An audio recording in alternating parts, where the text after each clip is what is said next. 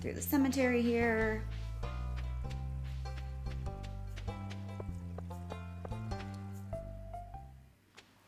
Right, remember, always check this little island over here. That's why we busted our ass the first couple of days chopping all of that wood, so we could get over here and get this coral and other valuable stuff.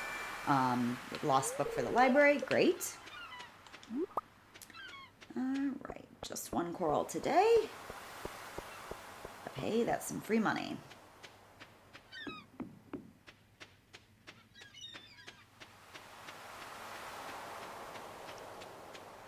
Alright, and like I said in another video, I always do all of my fishing from this rock right here. Reason for that being, you will always get the higher quality fish when you are within the scope of that rock. I always forget when I play through an early season how small this fishing bar starts off as.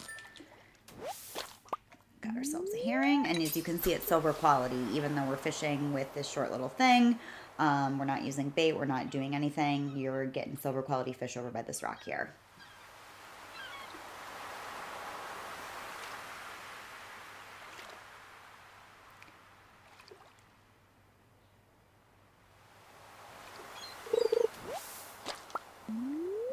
Cola. It's kind of worthless, although sometimes people on the bulletin board will ask for it as a gift. I think George asks for it a lot to rub it on his sore knee, which I don't understand that.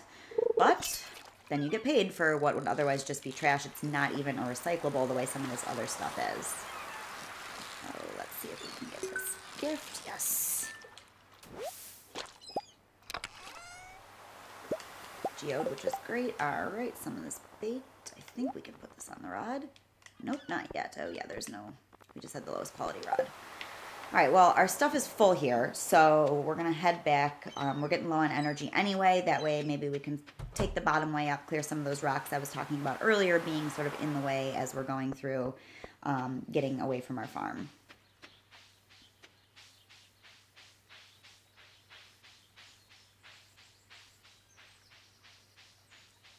Down here, smoking's bad for you guys. Don't do that.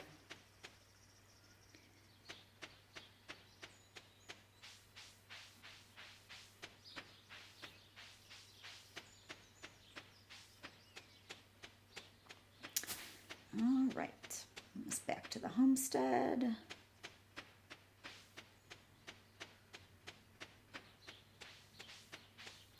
And up we go. Let's see, I don't think we need either of these things for the community center. Any of these fish. We already got a sardine, so we don't need him, and the herring is not something that's in the community center bundle, so we can sell both of those. I'm gonna sell this coral as well. We can save this bait for when we're actually able to use it, save this geode. We already have a cola can, but I might as well save one more, and then the rest of this stuff we can sell.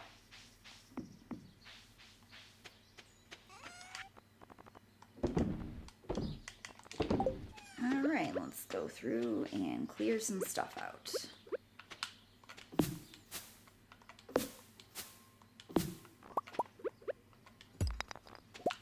Little rocks. Like I said in an earlier video, don't bother with the stumps for now because you don't get XP for them, so it's really just not worth your time.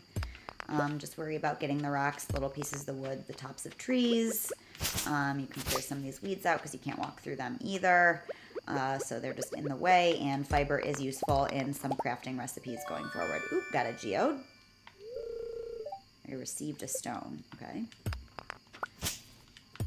We received one while we were fishing earlier today, too. Basically, what that means is we can take them over to Clint. He can bust them open for us, and we can donate what's in them to the museum.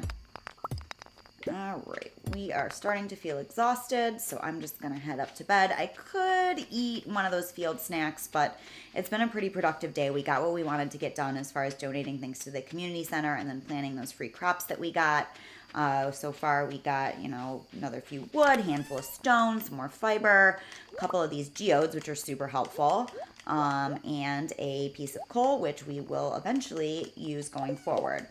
So as far as crafting recipe goes, 50 wood, 1 coal, 20 fiber. At this point, let's make a scarecrow before we go off to bed.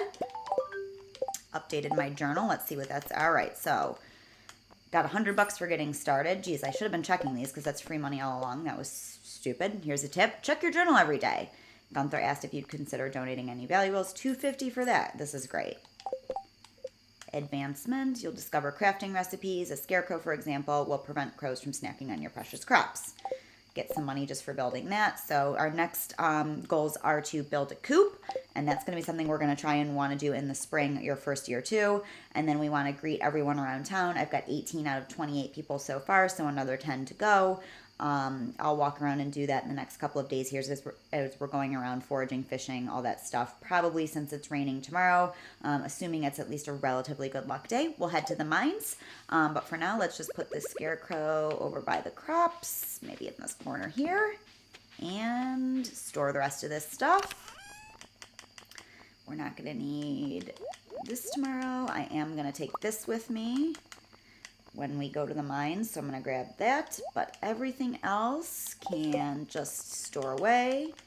And I'm going to bring the fishing rod. Well, let's store that too, because if we're going to do mining, we might as well save as much space as we can for the mines. And it's off to bed for day 6 of Stardew Valley before we pass out and lose a bunch of money.